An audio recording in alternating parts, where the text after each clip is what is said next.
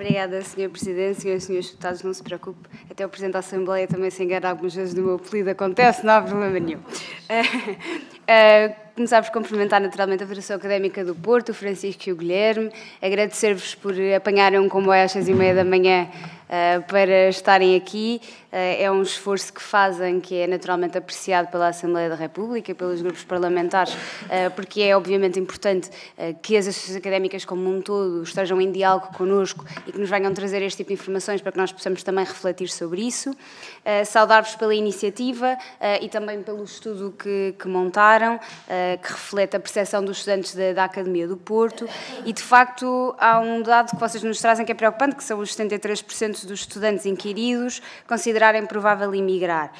E, naturalmente, isto traduz uma tendência que nós sabemos que se tem verificado nos últimos anos e é uma reflexão, naturalmente, que o Governo tem feito. Aliás, é uma reflexão que o Governo priorizou e que, desde o início, desde que tomou posse, desde logo com a criação do Ministério da Juventude, mas também com o pacote de medidas para a juventude que apresentou logo no início, traduz precisamente a tentativa de responder a essa preocupação que é o de garantir que os nossos jovens qualificados ficam em Portugal. E as razões que o vosso estudo aponta, nomeadamente os problemas na remuneração, na progressão de carreira, as dificuldades no acesso à habitação, são 4 áreas prioritárias que vocês identificam, nomeadamente depois com respostas como a valoração salarial, a fiscalidade inteligente, a inovação e empreendedorismo. Isto são tudo, dizer-vos que quer as razões que os estudantes indicam ser razões que os podem levar a emigrar, quer aquilo que são as vossas sugestões de solução para dar resposta a este problema, são precisamente áreas em que o Governo tem atuado. Nós sabemos que o desafio de reter jovens exige medidas que são estruturais e não pontuais, e sem dúvida nenhuma, e sabemos que é um problema que é complexo e, portanto, não se consegue resolver de maneira nenhuma de hoje para amanhã, mas ainda assim o Governo tem estado mesmo comprometido em atuar nesse sentido, nomeadamente, e vocês falavam, e bem, e fico feliz de saber que veem com bons olhos a medida do IRS jovem,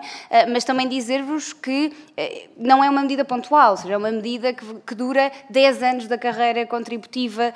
do jovem, que depois até passa a ser um bocadinho menos jovem, ou jovem há mais tempo,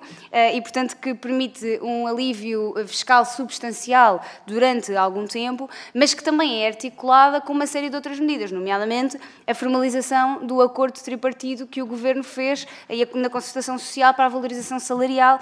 e para o crescimento económico, nomeadamente que pôs o salário mínimo dos 860 euros e que acordou chegar aos 1.020 euros em 2028, mas também que veio associado a uma redução dos escalões de IRS no geral, portanto não só para os jovens, e naturalmente os jovens também são beneficiados dessa descida dos escalões de IRS em geral, mas também, por exemplo, os prémios, a isenção de IRS e segurança social para os prémios de produtividade até 6% do salário base, as deduções fiscais para as empresas que aumentem salários, e portanto há um conjunto de medidas que também vão além daquilo que é a incidência direta na juventude e que têm precisamente como objetivo pôr a economia a crescer, o país a crescer, para que os jovens, quando deixarem de ser jovens, continuem a querer fixar-se em Portugal e constituir aqui família e cá se fixar. Mas, não obstante, temos outras muito concretas que dão resposta, por exemplo, às sugestões que vocês tinham ali, a questão do acesso à habitação, quer a isenção de IMT e o imposto de selo na compra da primeira casa, que neste momento já vai num apoio a 20 mil jovens, mas também a garantia pública, que saberão com certeza que é uma maneira de garantir que os jovens que não têm pais ricos e que não têm um pé de meia, 30 mil euros ou de 20 mil euros, poderem comprar uma casa e não terem apenas que arrendar. Mas também temos um porta 65 jovem para os jovens que, de facto, querem arrendar casa e não a querem comprar. E, portanto, há uma postura do Governo generalizada numa série de áreas, da juventude até ao momento da vida em que se começa a deixar de ser jovem, nomeadamente, por exemplo, vocês falavam da questão das creches. Essa é também uma prioridade para o Governo, garantir que há um acesso universal e gratuito às creches,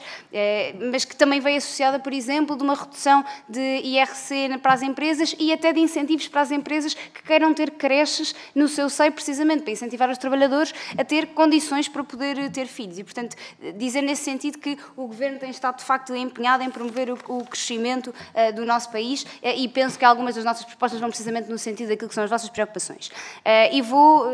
com alguma tolerância também do Sr. Presidente, Presidente, fazer aqui um conjunto de 2 ou 3 perguntas, para concluir. Por um lado, perguntar-vos se identificaram áreas de formação mais afetadas pela imigração qualificada, portanto, com base naquilo que foram os vossos, se não estou em erro, foram 375 inquiridos, desses inquiridos conseguem encontrar uma tendência de qualificação, e, enfim, portanto, se há setores estratégicos que possam ficar em risco desse ponto de vista. E, por outro lado, o vosso estudo baseia-se num inquérito realizado entre agosto e outubro de 2024, ou seja, no fundo, num momento em que muitas destas medidas que eu acabei de dizer ainda não estavam implementadas, porque só entraram em vigor em janeiro de 2025, o que significa que o impacto real que podem ter provavelmente ainda não está refletido nas respostas que foram dadas por estes inquiridos a esta data, e, portanto, a pergunta que eu vos faço é se vocês consideram que, eu vou terminar, Sr. Presidente, e se vocês consideram que pode ou não ter, de facto, um impacto positivo, pronto, e, no fundo, agradecer-vos por cá terem vindo e pelo contributo que nos dão. Obrigada.